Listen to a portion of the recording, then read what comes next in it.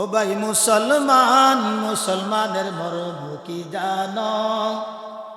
আরে দাড়ি টুপি জুব্বা পরা তারে নিকয় মুসলমান, মুসলমানের মর্ম কি জানো? আমরা তো মনে করতেছি টুপি দাড়ি জুব্বা লাগাইছি মুসলমান হয়ে গেছি, আল্লাহ তো বাস নামাজ পড়লে মাফ করে দিবি, হালাল হারামের কোনো বাজ বিচার লাগবে না। বলেন নাউজুবিল্লাহ, বলেন নাউজুবিল্লাহ। আসুন আর একটু হাদিস শরীফ থেকে জানি। ওয়ান মিকদাদ عن النبي صلى الله عليه وسلم قال ما أكل أحد طعاما قط خيرا من أن يقول من عمل يده وإن النبي الله داود كان يأكل من عمله يديه বলেন সুবহানাল্লাহ। বুখারী শরীফের হাদিস। আল্লাহর হাবিব সাল্লাল্লাহু আলাইহি ওয়াসাল্লাম বলেন, হযরত মিকদাদ রাদিয়াল্লাহু তাআলা আনহু এই হাদিসটি বর্ণনা করেছেন। রাসূলুল্লাহ সাল্লাল্লাহু আলাইহি ওয়াসাল্লাম বলেন, নিজ হাতে উপার্জিত খাদ্য অপেক্ষা অধিক উত্তম কোনো আর খাবার নাই। বলেন সুবহানাল্লাহ। আর আল্লাহর নবী হযরতে দাউদ আলাইহিস সালাতু ওয়াস সালাম নিজ হাতে উপার্জন করে খাবার খাইতেন। বলেন সুবহানাল্লাহ। আমরা তো আজকালকে টাকা পয়সা হইলে কাজ করলে ইজ্জতে লাগে। এই আমার বড় 20 লাখ টাকা আছে, আমি যে বুঝি কাজ করবো, আমার একটা স্ট্যাটাস আছে না, আমার একটা ইজ্জত আছে না, আমি উমুক আমি তুমুক। আর হযরত দাউদ আলাইহিস সালাম হালাল খাবার খাওয়ার জন্য নিজের কাজ নিজে করতেন। সুবহানাল্লাহ বলেন। নিজের কাজ কি করতেন? আর আমরা নিজের কাজ নিজে করতে শরম লাগে। আল্লাহ কয় নিজের কাজ নিজে করতে শরম লাগে, এই জন্য তোমার শরীরের মধ্যে আমি ঢুকাই দিছি ডায়াবেটিস। কাম করতা না, তোমার কান ধরায় করায়, কাম কর বালা করে। ডায়াবেটিস থেকে বাঁচতে হইলে কাম করতেই। আগে কি একটা সময়, আজ থেকে 30-40 বছর আগে মানুষের কি এত ডায়াবেটিস ছিল? নাই। আমি কিছুদিন আগে ইউটিউবের মধ্যে দেখলাম, ঢাকা মেডিকেলের একজন ডায়াবেটিক বিশেষজ্ঞ একজন ডাক্তার, ওনাকে প্রশ্ন করলো যে স্যার, আমরা জানি যে মিষ্টি খাইলে নাকি ডায়াবেটিস হয়। তিনি উত্তর করলেন যে না, এটা ভুল, মিষ্টি খাইলে ডায়াবেটিস হয় না। তো তাহলে ডায়াবেটিস হয় কিসে? বললো যে ডায়াবেটিস হয় ভাত এবং আলুতে, ভাত এবং আলুতে ডায়াবেটিস হয়। তো তাহলে মিষ্টি খাইলে কি হয়? বলে মিষ্টি খাইলে হচ্ছে কি ভাত এবং আলুর সহযোগী। ভাতের মধ্যে আলুর মধ্যে যেই পরিমাণ ক্যালোরি আছে, ওই ক্যালোরি যখন মানুষের শরীরে বৃদ্ধি পায় তখন ডায়াবেটিস বেড়ে যায়। প্রত্যেকটা মানুষের ডায়াবেটিস আছে। অন্তত পক্ষে ন্যূনতম 5 পয়েন্ট যদি ডায়াবেটিস শরীরে না থাকে, এই মানুষটা মারা যাবে। আর যদি 7 পয়েন্ট হয়, তখন ওই লোকটা থাকে আপনার গ্রিন সিগন্যালে। যখন 8 পয়েন্ট হবে তখন সে যাবে রেড সিগন্যালে। মানে তার ডায়াবেটিস শরীরের মধ্যে উৎপাদিত হচ্ছে, আস্তে আস্তে এটা বাড়বে। এখন মিষ্টি যদি খায় তখন এটা শুধু বাড়ায়। মিষ্টি খেলে কি করে? এটা বাড়ায়। তা আগের যুগের মানুষের ডায়াবেটিস হতো না কেন? সকালবেলায় 2 প্লেট 3 প্লেট খাবার খাইয়া জমিনে যে কাজ করছে, ঠিক কিনা বলেন? যখন ট্রাক্টর ছিল না, গরু দিয়ে হাল চাষ করছে, করছেই করছে না? গরুর যতটুকু কষ্ট হয়েছে তার চেয়ে ডাবল কষ্ট হয়েছে গরুর মালিকের। কেন?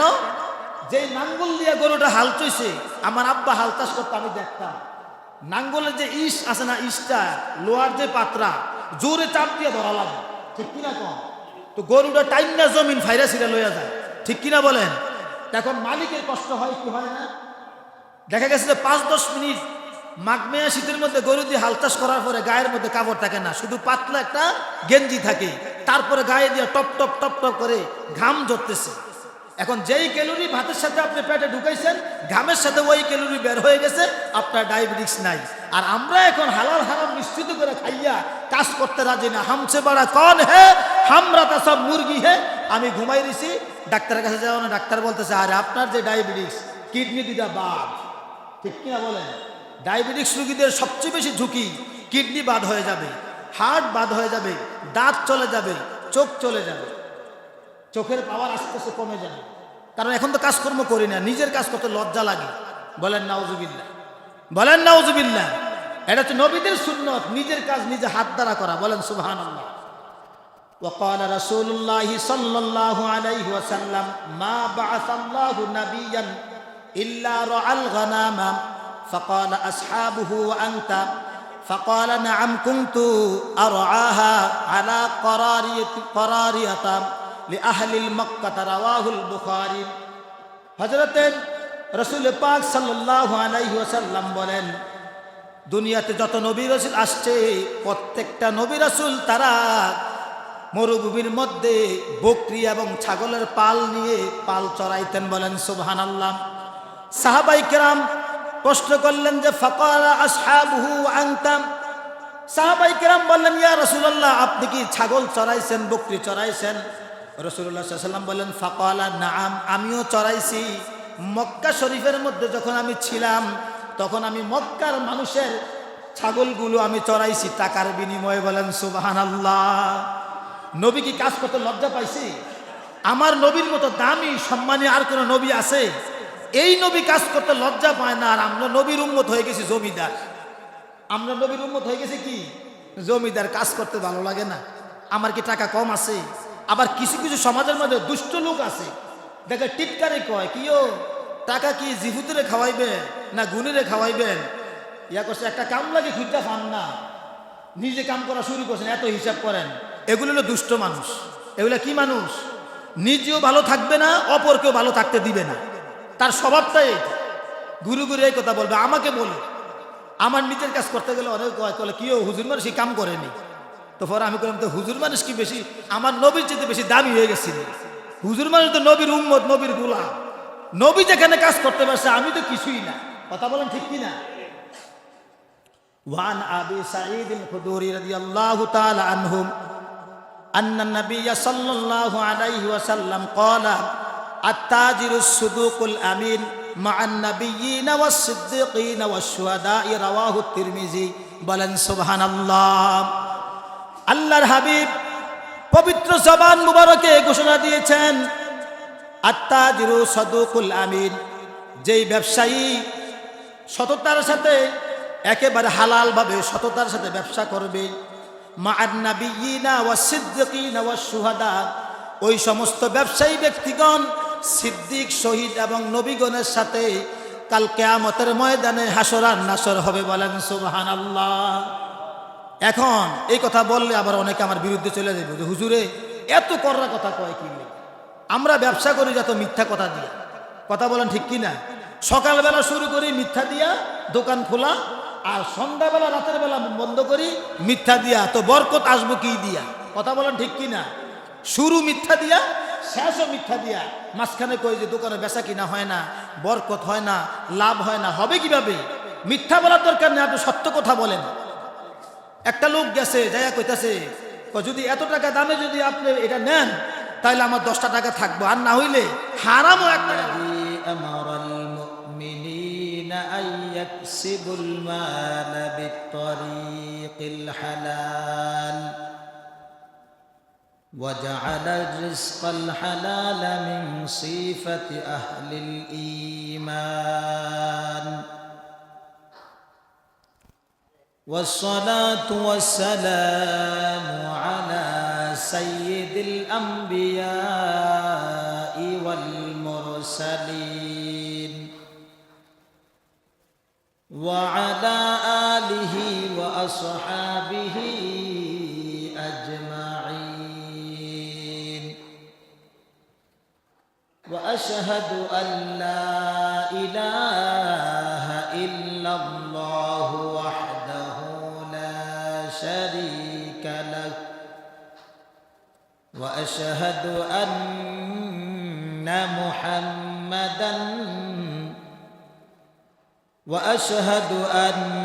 محمدا مولانا وشفيعنا ورسولنا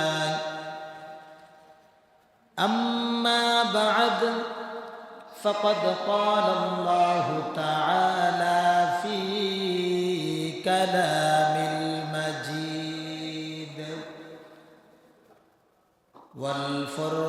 والفرقان الحميد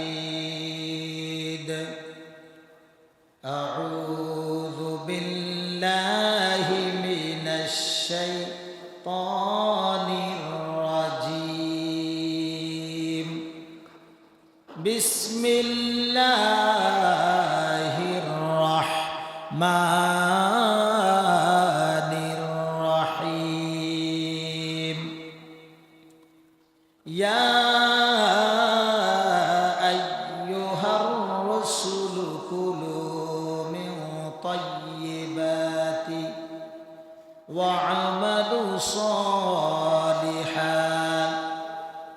ইন্নী বিমা তা'মালুনা আলীম।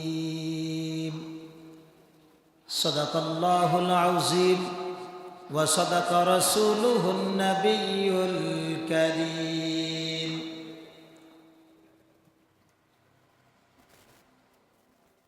وعن عائشة قالت قال رسول الله صلى الله عليه وسلم إن من أطيب ما أكل الرجل من كسبه وولده من كسبه رواه أبو داود. إن الله وملائكته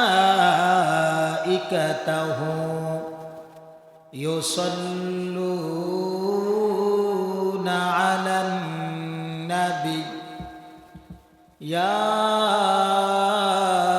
أيها الذين آمنوا صلوا عليه وسلموا تسليما. اللهم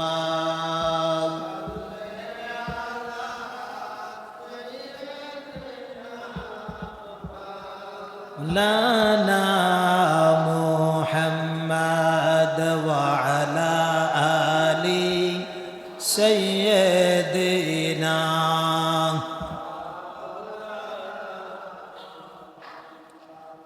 সকলে একটু মোহাব্বতে জবান খুলে প্রাণ উজাড় করে পাঠ করি আল্লাহুম্মা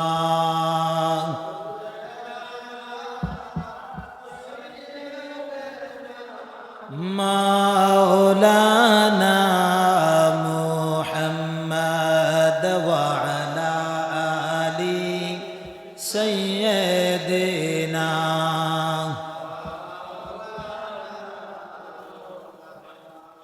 এই দুনিয়া পড়ে থাকবে, আমরা একদিন থাকব না। সবাই আমাদের ভুলে যাবে, নবী গো আপনি ভুলেন না। আল্লাহুম্মা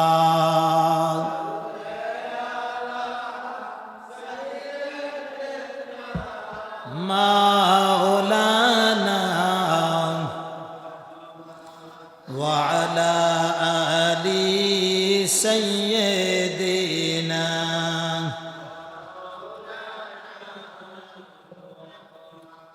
লা ইলাহা জোরে লা ইলাহা মাশাআল্লাহ লা ইলাহা ভালো লাগে লা ইলাহা ইল মজা লাগে লা ইলাহা ইল লা জোরে লা ইলাহা ইল্লাল্লাহ লা ইলাহা। আমার আল্লাহ ছাড়া মাবুদ নাই, আমার নবী ছাড়া উপায় নাই। বলেন আল্লাহ ছাড়া মাবুদ নাই, আমার নবী ছাড়া উপায় নাই। সেই নবীকে পাইতে হইলে, সেই নবীকে পাইতে হইলে কামেল পীরের দয়া চাইলা ইলাহা লা সবাই লা ইলাহা লা জোরে লা ইলাহা লা ইলাহা ইল্লাল্লাহু মুহাম্মাদুর রাসূলুল্লাহ সাল্লাল্লাহু আলাইহি ওয়াসাল্লাম। ইসমে জাত আল্লাহ আল্লাহ আল্লাহ আল্লাহ আল্লাহ আল্লাহ আল্লাহ আল্লাহ আল্লাহ।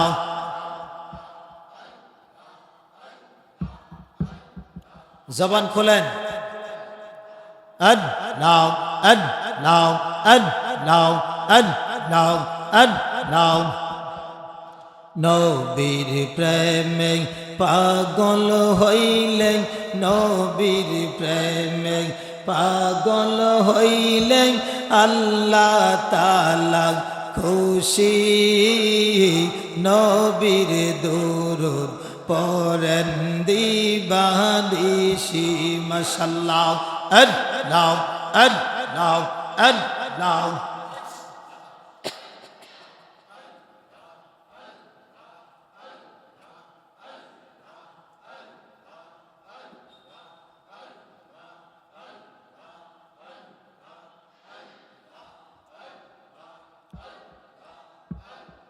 لا إله إلا الله محمد رسول الله صلى الله عليه وسلم। সকলে বলে আলহামদুলিল্লাহ। সম্মানিত মুসল্লানি কেরাম, আজ পবিত্র জুমার দিন, শুক্রবার দিন। আজকে জুমার আলোচ্য বিষয় হচ্ছে কাসবির রিজকিল হালাল, হালাল রিজিকের অন্বেষণ করা, খোঁজাখুঁজি করা, তালাশ করা, যা আমাকে হালাল খাইতেই হবে। সকলে বলে আলহামদুলিল্লাহ। আমরা সবাই হালাল খাই না হারাম খাই? সবাই বলে হালাল খাই না হারাম খাই? কি খাই? হালাল খাই। কি খাই? এই হালাল খাওয়ার ব্যাপারে রব্বুল ইজ্জাত ওয়াল জালাল আমাদেরকে কঠোরভাবে হুঁশিয়ারি করেছেন, সাবধান, তোমরা হারামের কাছে যাইও না, হারামের কাছে যাইও না। শুধু আমাদেরকে বলেন নাই, নবী রাসূলদেরকেও বলছে, আপনারা কি করেন? হালাল অন্বেষণ করেন এবং বেশি বেশি নেক আমল করেন। বলেন না সুবহানাল্লাহ। আমি আপনাদের সামনে আজকের খুতবার আলোচ্য বিষয়ে পবিত্র কোরআনে হাকিম থেকে একটি আয়াত তেলাওয়াত করেছি। সূরা মুমিনুনের 51 নম্বর আয়াত তেলাওয়াত করেছি। এই আয়াতের মধ্যে আল্লাহ রাব্বুল আলামিন শুধু একমাত্র নবী রাসূলদেরকে ডাক দিয়ে বলছেন যে আপনারা হালাল খাবার খান। সুবহানাল্লাহ বলেন। যেই জায়গার মধ্যে আহলে সুন্নাত ওয়াল জামাতের আকীদা এবং বিশ্বাস, বাবা নবিয়ানা আদম আলাইহিস সালাম থেকে শুরু করে দু জাহানের বাদশা নবী রাহমাতুল লিল আলামিন, নূরুন আলা নূর মুহাম্মাদুর রাসূল সাল্লাল্লাহু আলাইহি ওয়াসাল্লাম পর্যন্ত কোন নবীর জীবনে কোনো গুনাহ, কেউ যদি কয় যে নবীরা গুনাহ করছে, তার ঈমান আছে না গেছে? নবীরা কি গুনাহ করতে পারে? আল্লাহর হাবিব হাদিস শরীফে ইরশাদ ফরমাইছেন, কুল্লু নাবিয়্যুন মাসুম, সমস্ত নবীগণ হচ্ছে বেগুনাহ, মাসুম। সুবহানাল্লাহ বলেন। এটা হচ্ছে আমাদের আহলে সুন্নাত ওয়াল জামাতের আকীদা। আহলে সুন্নাত ওয়াল জামাতের আকীদা কি? নবীগণ মাসুম, তাদের কোনো গুনাহ নাই। কি গুনাহ আছে? তো সবাই বলেন গুনাহ আছে না নাই? আরো জোরে কোন বলে আল্লাহু আকবার। নবীদের কোনো গুনাহ না থাকা সত্ত্বেও আল্লাহ সাবধান করছে, আপনারা হালালকে অন্বেষণ করেন, হালাল খান, বেশি বেশি নেক আমল করেন। কেননা আপনারা যা কিছু করেন আমি আল্লাহ সব জানি। সুবহানাল্লাহ। এখন যেখানে নবীদেরকে বলছে সেখানে আমাদের কোনো হুঁশ আছে? আমাদের কোনো উপায় আছে? আমরা তো নবীর উম্মত, নবীর গোলাম, ঠিক কিনা বলেন?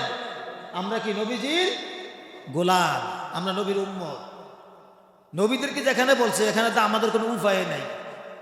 আমরা চলতে যাইয়া, কামাই করতে যাইয়া, কথা বলতে যাইয়া কত রকমের কত গুনাহ, হালাল গেছে নাকি হারাম গেছে পেটের মধ্যে কোনো খোঁজ খবর নাই। কিন্তু কই আমি হালাল খাই, আমি হারাম জীবনেও খাই না। কথা বলেন ঠিক কিনা? কিন্তু হালাল হারামের ওজন মাপার যেই দাড়িপাল্লা আছে, ওই ওজন মাপার দাড়িপাল্লার মধ্যে তুললে বোঝা যাবে কে কতটুকু হালাল খায় আর কে কতটুকু হারাম খায়। কথা বলেন ঠিক কিনা? এই ব্যাপারে ইনশাআল্লাহ আজকে কথা হবে। সবাই শুনতে রাজি আছি? আচ্ছা, আজকের আলোচ্য বিষয় কি? হালাল খাবার তালাশ করা। হালাল খাবার কি? হালাল খাদ্য, হালাল রিজিক অন্বেষণ করা, খোঁজাখুঁজি করা, তালাশ করা। বলেন হালাল রিজিক তালাশ করা। সুবহানাল্লাহ বলেন। আল্লাহ রাব্বুল আলামিন সূরা মুমিনুনের 51 নম্বর আয়াতের মধ্যে আল্লাহ রাব্বুল আলামিন আমাদেরকে ডাক দিয়ে বলেন নাই, নবীদেরকে ডাক দিয়া বললেন, ইয়া আইয়ুহার রাসূলু কুলু মিনাত তাইয়্যিবাত। বলেন সুবহানাল্লাহ। হে নবীগণ, আপনারা পবিত্র খাবার খান। বলেন সুবহানাল্লাহ। বলছে আপনারা পবিত্র খাবার খান। তো পবিত্র খাবার বলতে আমরা মনে করি কি, যে চাউল খাচ্ছি, রুটি খাচ্ছি, মিষ্টি খাচ্ছি, এগুলো সব পবিত্র, ঠিক কিনা বলেন?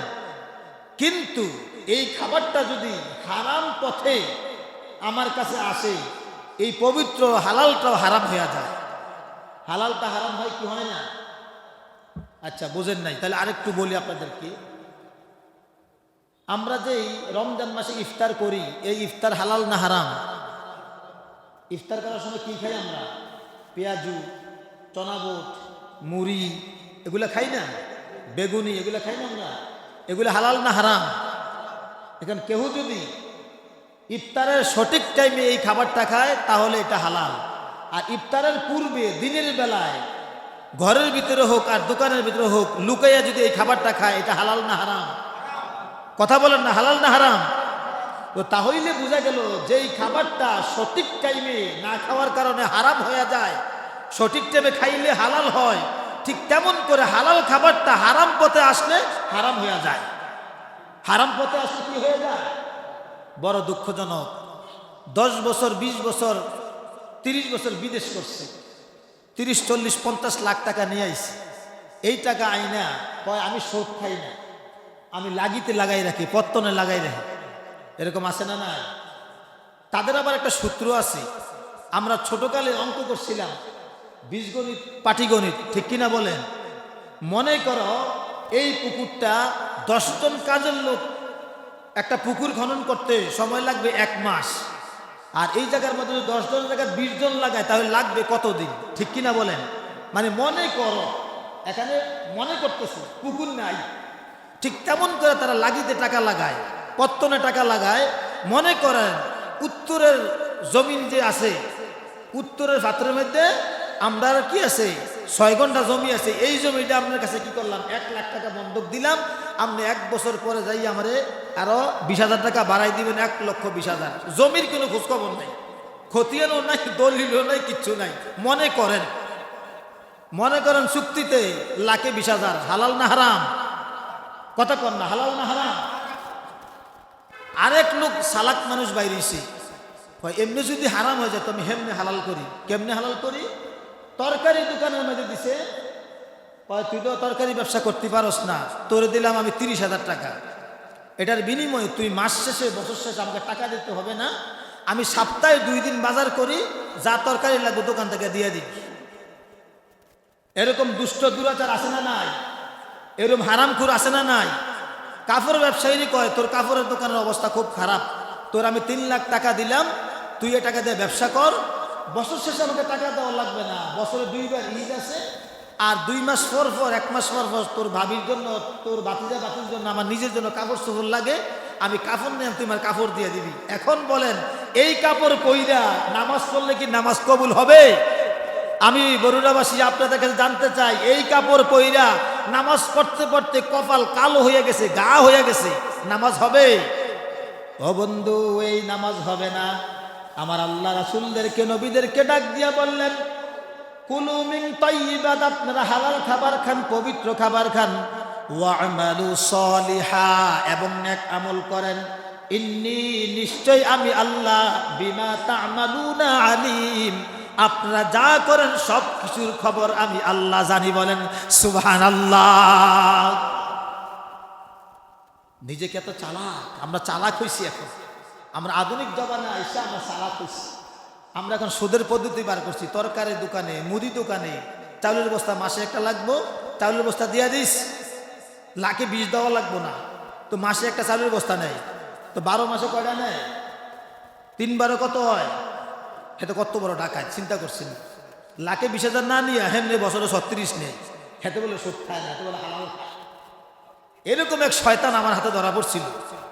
এরকম এক শয়তান, আমি কিন্তু উল্টা পাল্টা বলতেছি না, আমার এক মুসল্লি এরকম দুষ্ট, হ্যাঁ এরকম এক দুষ্ট আমার হাতে ধরা পড়ছিল। সবসময় দেখি খুব সুন্দর কাপড় পরে চলাফেরা করে, কোনো কাজকর্ম করে না। আমি বললাম যে ভাই, আপনি 5 ওয়াক্ত নামাজ আমার পিছনে পড়েন, আপনাকে কোনো কাজ করতে দেখি না, আপনার ইনকাম সোর্স কি? কয় হুজুর, আমি এক সময় চাকরি করতাম, চাকরি থেকে আমি রিটায়ার্ডে আসার পরে যে টাকাটা, ওই টাকাটা হুজুর আমার অ্যাকাউন্টে রাখছি না, আমি আমার বউরে দিয়ে দিছি। কইছি তুমি যেমনি পারো এমনি তুমি খরচ করো, যা করো, আমার এই সংসারে কোনো চাপ টাপ আমার দিও না। আমি চাই যে কদিন বাঁচি রোজা নামাজ করবো, সুন্দর করে আমি কাপড় চোপড় পরে চলবো, এইসব ঝামেলার মধ্যে আমি থাকতে চাই না। আমি শুনলে খুশি হইলাম, আলহামদুলিল্লাহ, ভালো কথা। পরে শুনি ওরে দুষ্ট, যাই তরকারি দোকানে দিছে 30,000, মুদি দোকানে দিছে 2 লাখ, কাপড় দোকানে দিছে 3 লাখ। মানে তার বাজার খরচা, কাপড় চোপড় সবকিছু কি কমপ্লিট বছরে। বলেন নাউজুবিল্লাহ। রাস্তার মধ্যে হাঁটতেছি, জ্যৈষ্ঠ মাসের মধ্যে একজনের গাছের আম পাইকা একেবারে হলুদ বর্ণ হইয়া রয়েছে। আম গাছ থেকে পড়ছে, মালিককে জিজ্ঞাসা করলাম না, এই আমের মালিককে, গাছের মালিককে। আমটা নিয়ে ঘরের মধ্যে বউকে ডাক দিয়া কইলাম, আমটা সুন্দর করে যত্ন করে রাখো, শেষ রাইতে উইটা আমি তাহাজ্জুদ নামাজ পড়বো, একটু গরম দুধ করে দিবা, আমি আমের রস দিয়া ওই গরম দুধ দিয়া ভাতগুলা সুন্দর করে মাখাইয়া খাইয়া তাহাজ্জুদ নামাজ পড়বো। এই তাহাজ্জুদ নামাজের সাজদা আর রুকু তাসবিহ কোনোটা কবুল হবে না আল্লাহর কাছে, কবুল হবে না। এই জন্য আমাদের মুরব্বীদের, আমাদের ওলি আল্লাহদের জিন্দেগি অনুসরণ করতে হবে। গাউসে পাকের বাবা, যিনি একটা ফল খাওয়ার কারণে 12 বছর কি 14 বছর গোলামি করছি। হাই হাই, আমি কার গাছের ফল খাই, কার গাছের কি খাইলাম? যার কারণে আমার আল্লাহ কয়, এই গাউসে পাকের বাবা, তুমি যে এই ফলের জন্য 14 বছর গোলামি করছো, এই গোলামি থেকে মুক্তি পাইছো, ফলের দাবি কি করছো, মুক্তি হইছো, কিন্তু তোমার পেট থেকে আমি এমন সন্তান দেব, সারা পৃথিবীর সমস্ত কুতুবদের বাদশা হবে। সুবহানাল্লাহ। এই আমলটা আসলো কোথেকে? হাদিস থেকে আসছে। وعن عائشة قالت قال رسول الله صلى الله عليه وسلم إن من أطيب من أقل الرجل من كسبه وولده من كسبه رواه أبو داود বলেন সুবহানাল্লাহ। আমার আম্মাজান আয়েশা রাদিয়াল্লাহু তাআলা আনহা বলেন, রাসূল পাক সাল্লাল্লাহু আলাইহি ওয়াসাল্লাম ইরশাদ করেছেন, নিশ্চয় একজন ব্যক্তি নিজে উপার্জিত হতে যা আহার করে তা হলো সর্বোত্তম আহার, আর ব্যক্তির সন্তান তার ওই উপার্জন। বলেন সুবহানাল্লাহ। আমার সন্তান দুনিয়াতে আসছে আমাকে ছাড়া নাকি আমার মাধ্যমে? কথা বলেন না। আমার সন্তান যে দুনিয়াতে আসছে, আচ্ছা আরো সহজ করে বলি, আমি যে দুনিয়াতে আসছি আমার আব্বা আছে না নাই? তা আমার আব্বাকে বাদ দিয়ে কি আমি দুনিয়াতে আসতে পারছি? আসি নাই। এখন আমার আব্বা যদি হালাল খানা খায়, তাহলে আমার আব্বার হালাল খাবারের অংশ আমি। কথা বলেন না। আমার আব্বা যদি হারাম খাবার খাইতো, ওইটার অংশ আমি। ঠিক কিনা বলেন? রাসূল পাক সাল্লাল্লাহু আলাইহি ওয়াসাল্লাম এই হাদিস দ্বারা বুঝাইছে, দুনিয়ার প্রত্যেকটা মানুষকে বুঝাইছে, তুমি যদি হালাল খানা খাও, হালাল খাবার খাও, তোমার ওই হালাল খাবারের অংশ হচ্ছে তোমার সন্তান, যার কারণে এই হালালের আসর তোমার সন্তান উপরে পড়বে। তুমি যদি হালাল খাবার খাও, সেই হালাল খাবারের অংশের আসর পড়বে তোমার সন্তানের উপরে। তোমার সন্তান হালাল খাইতে চেষ্টা করবে, হালাল পথে চলবে। আর তুমি যদি হারাম খাও, তোমার সন্তানের উপরে ওই হারামের আসর পড়বে, সেও হারাম খাবে। এবারে বুঝা শুনে একটু হালাল হারাম বিবেচনা করে খাবার খাইয়েন। যে আমি মনে করতেছি একজনের টাকা মাইরে আমি কুটিপতি হইছি, আমি প্রতিবেলায় খুব মজার মজার খাবার খাইতেছি, কিন্তু আমার সন্তানের উপরে প্রভাব পড়তেছে। সন্তান শিখতেছে যে আমার বাবা আমাকে শিখিয়ে গেছে মানুষের টাকা পয়সা, সুদ ঘুষ হারাম কিভাবে খাওয়া লাগে, আমিও ভালো করে শিখছি। এই বংশ পরম্পরা কিয়ামত পর্যন্ত চলবে। কাল কিয়ামতের ময়দানে আল্লাহর কাঠগড়া দাঁড়াতে হবে যে এই হারামখোর আল্লাহর কাঠগড়া জবাবদিহি করতে হবে। মালটা নিতে হয়, তাহলে আমার এই মালের দাম হচ্ছে এত, আর যদি না পানান তাহলে আমার কিছু করার নাই। কিন্তু আমার বিসমিল্লাহ হইছে না, হারামও 1 টাকা লাভ হইতো না, এই না সেই না, বেশি দামে কিনছি, এত কথা বলার দরকার। স্পষ্ট কথা বলে দেন ভাই, বেশি কথা বলে আমার আমল নষ্ট করার দরকার নাই। আপনি যদি আমার কাছ থেকে মালটা নিতে হয় 50 টাকায় লাগবে। কথা বলেন ঠিক কি না? আবার এটা করবেন না 50 টাকার মালটাকে 150 টাকা দাম করেন না। আবার 50 টাকাতে কিনছেন, আপনি 20 টাকা ব্যবসা করার দরকার আছে, দোকান ভাড়া আছে, আপনার ছেলে মেয়ে রিজিকের ব্যবস্থা আছে, আপনার পারিশ্রমিক আছে, আপনি যে এখানে টাকাটা ইনভেস্ট করেছেন, আপনি যে ব্যবসার জন্য টাকাটা কি করছেন জমা করেছেন, এই টাকাটা কি করতে হবে? উঠাইতে হবে। এটা থেকে একটা লাভের অংশ থাকলেই না আপনার পরিবার চলবে। তো আপনি 50 টাকার জিনিসটা 70 টাকা বিক্রি করেন, আপনি 150 টাকা বলবেন কেন? এরকম আছে না নাই? বড়ুরা নাই, আমাদের ক্যান্টনমেন্ট কুমিল্লায় পাওয়া যায়। ঈদের সময় একটা, এখন শীতকাল, বর্তমানে কোটি চলে না, কোটি, এই কোটি একটা 1500-2000 হইলে হয়, দাম চাইবো 3000-4000 টাকা। কি আপনি কত দিয়ে কিনছেন? হুজুর কি নেই তো 2000 টাকা পড়ছে, আপনি কি করেন? কিন্তু অথচ এটি ঢাকার থেকে কিনে আনে 1200 করে। কত করে কিনে আনে? আমাদের কাছে বেশি 1500। আর যদি একটু হুজুরা যদি একটু নরম টরম পায়, হুজুর এই কোটিটা আপনার যেই মানাইছে, আপনি 2000 টাকা কিনলেও আপনার খুব ভালো লাগবো, মানাইবো, লইয়া যান 2000 টাকা দিয়ে। এরকম ফার্ম দেয় কি দেয় না? এই ফার্মে হুজুর না করলে আরো ফার্ম দেয়। এই বেটা হুজুরের জন্য একবারে কড়া লিগের একটা চাল হইয়া, কথা কোন ঠিক কিনা? 10 টাকার চা খাওয়াইয়া 500 টাকা আদায় করতেছে। এরকম বাটপারি আছে না নাই? আছে না নাই? ব্যবসার মধ্যে এগুলো করলে নবী, সিদ্দিক, সুহাদার সাথে হাসর ময়দানের মধ্যে একত্রিত হওয়া তো দূরের কথা, তাদের চেহারাও দেখা যাবে না। ঠিক কিনা বলেন? আল্লাহ আমাদেরকে বোঝার তৌফিক দান করুক। সকলে বলে আমিন, সকলে বলে আমিন। আরেকটা হাদিস, সর্বশেষ হাদিসটা বলে যাই, এত করে অনেকে রাগ হইেন না। আমার রসুলের পবিত্র কথাগুলো আমি আপনাদের সামনে পৌঁছাই, এতে করে কে মানবেন বা কে মানবেন না এটা আমার জানার দরকার নাই। আমার উপরে ব্যক্তিগত আক্রোশ নিয়ে ঝাড়তে আইসেন না। আল্লাহর হাবিব সাল্লাল্লাহু আলাইহি ওয়াসাল্লাম হাদিস শরীফের মধ্যে ইরশাদ ফরমান, উতুল আজিরা আজরাহু ক্বাবলা আইয়া খিফাল আরাকা। সুবহানাল্লাহ বলেন। কোন শ্রমিক যদি তোমার এখানে পরিশ্রম করে, কাজ করে, তার শরীরের আইয়া খিফা আরাকুহু, তার শরীরের ঘাম শুকানোর আগে তার পরিশ্রমটা দিয়া দাও, তার কাজের বিনিময়টা টাকাটা দিয়া দাও। আমরা কি কই? এখন তো বেটা হাত অবস্থা বেশি ভালো না, কাম করছ, কালকে আইস, বাংতি নাই, ওই টাকা একজনে দিব, ফুতে ফাড়াইবো, এই করবো সেই করবো, আগে টাকাটা রেডি রেখে তারপরে ওটায় কাজ করাইয়েন। এই কাজ করেন না। বেতন পাইয়া লই, এই করে লই, সেই করে লই।